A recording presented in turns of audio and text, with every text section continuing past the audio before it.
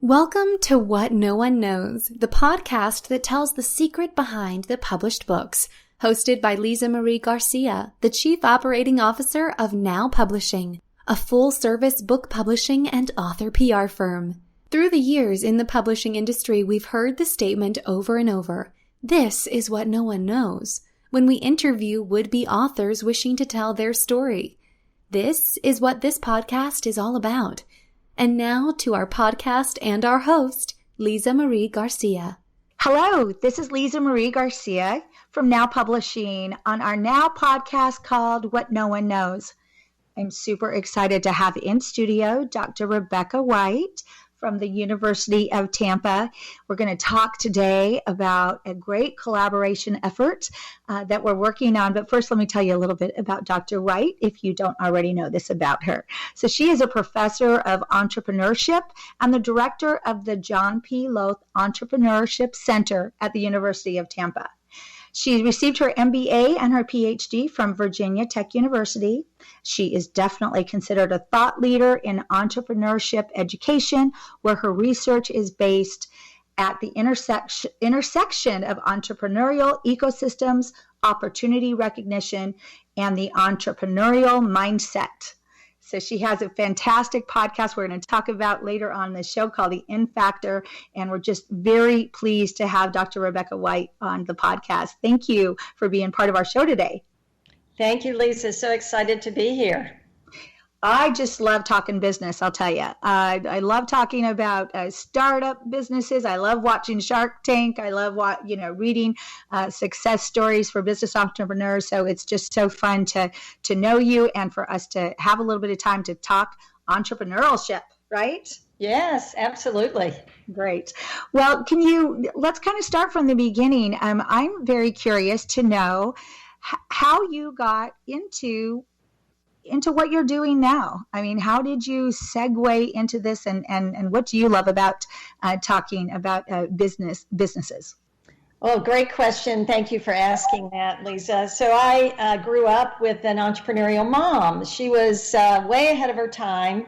Very cool lady who was an artist and sort of a free spirit.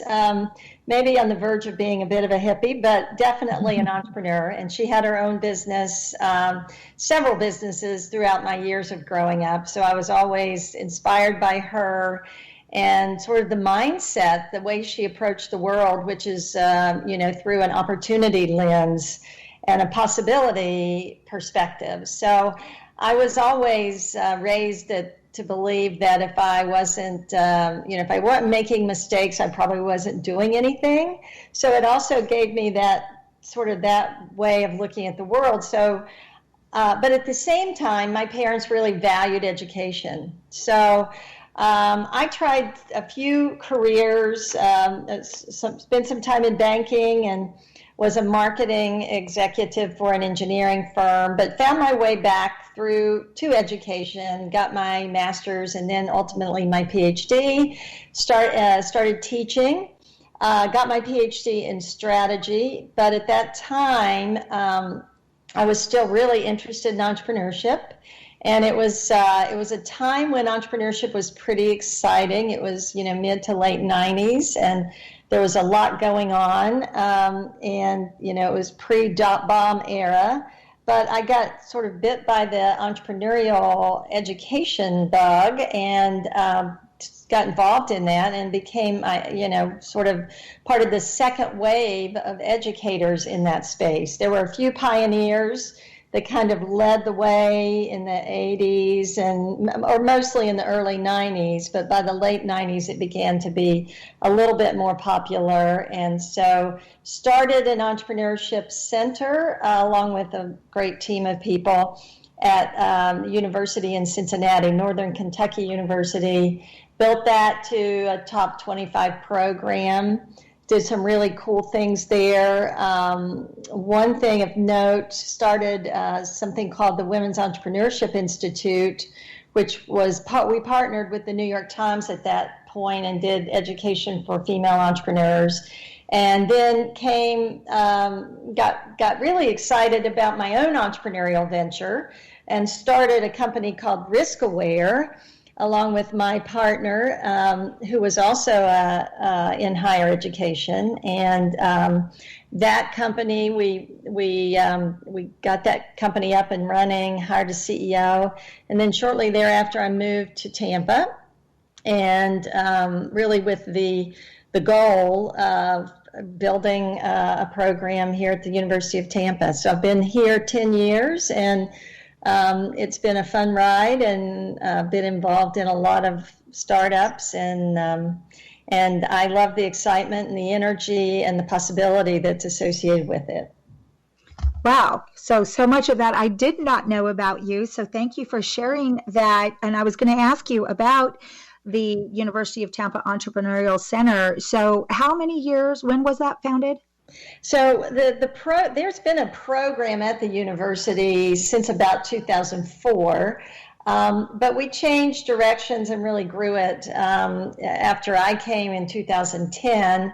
And the university at that time decided they really wanted to expand what was a smaller effort. And in 2015, so I came in 2009, fall of 2009. In 2015, we built the Lowth Entrepreneurship Center. So we now have a 25,000 square foot live learning lab for students and for businesses from the community.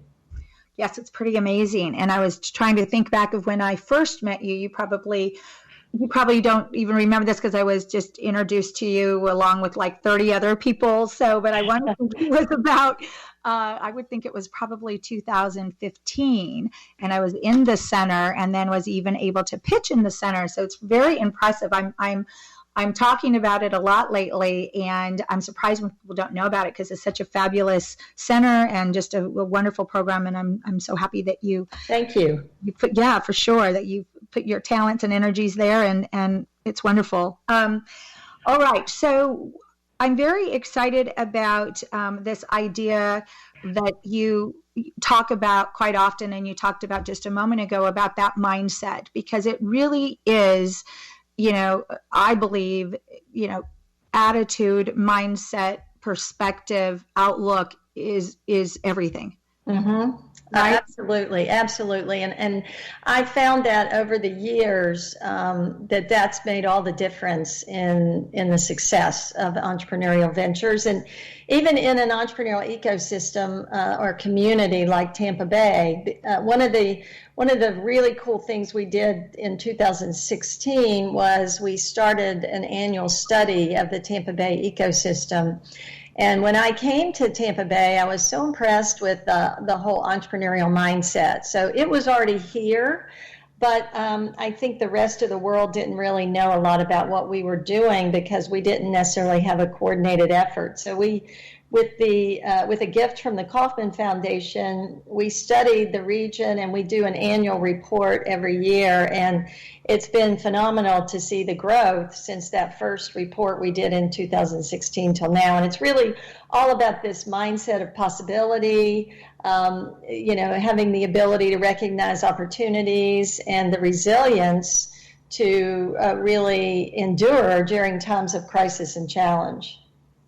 Well, and that's the key right now with this year. I was looking at that, the company that you said that, you started and worked in that risk aware, really reminded me of when I was writing my first business book, Never Drink Coffee, the title that I wanted it to say, oh no, now am I going to forget? No, the title was Invite Change.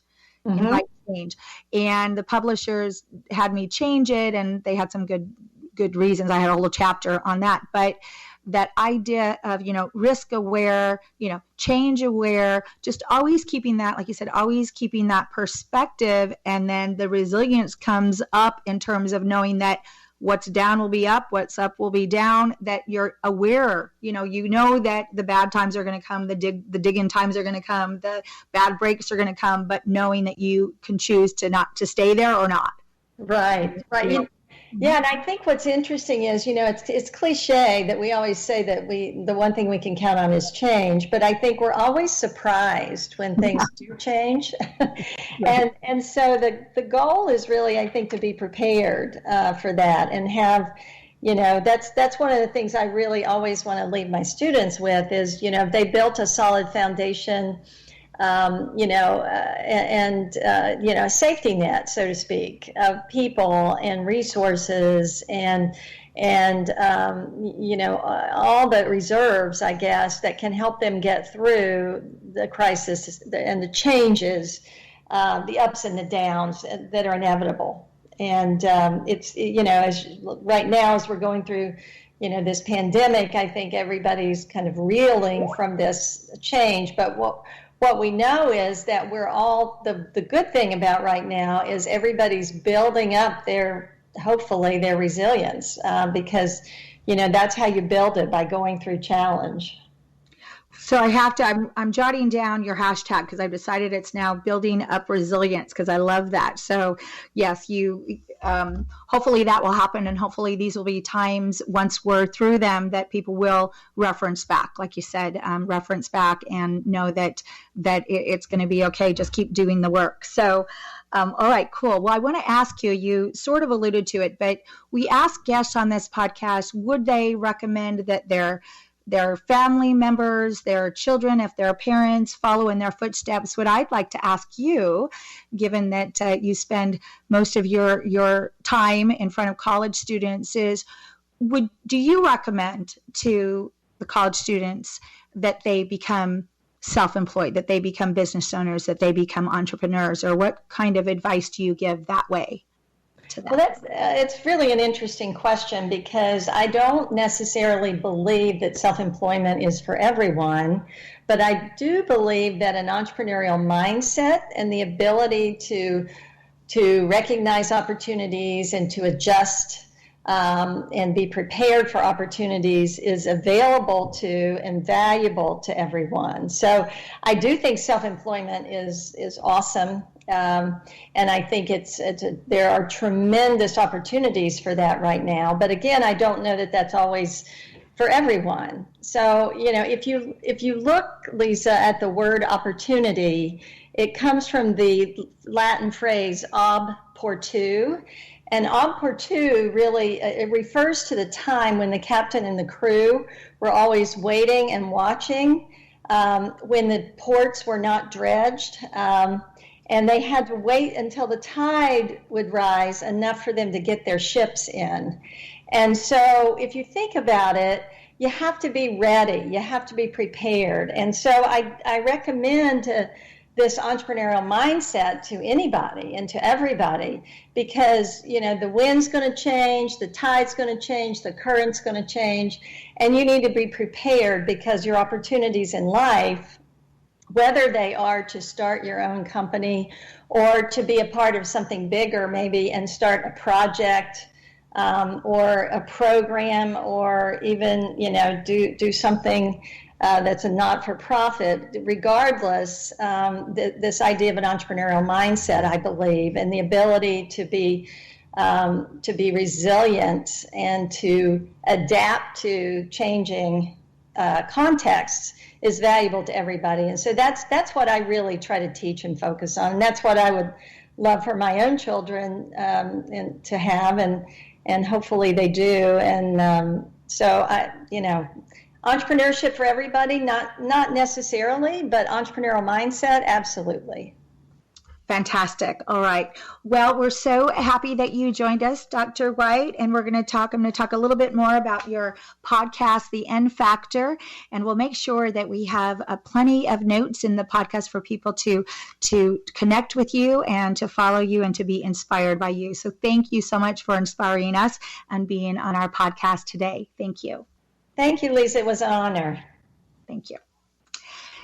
So listeners, we appreciate you listening to our podcast today. And what I'd like to share with you is the opportunity, should you want to be a part of our 25 Changemakers project. So we are working to highlight those Florida entrepreneurs who have thrived during challenging times. We want to show Florida in a positive light. And just to share the way that this book came together, I think it was around April to May of 2020 of this year, I was giving a presentation to a business group, and part of that was I was going to share with the group the different pivots and the changes that we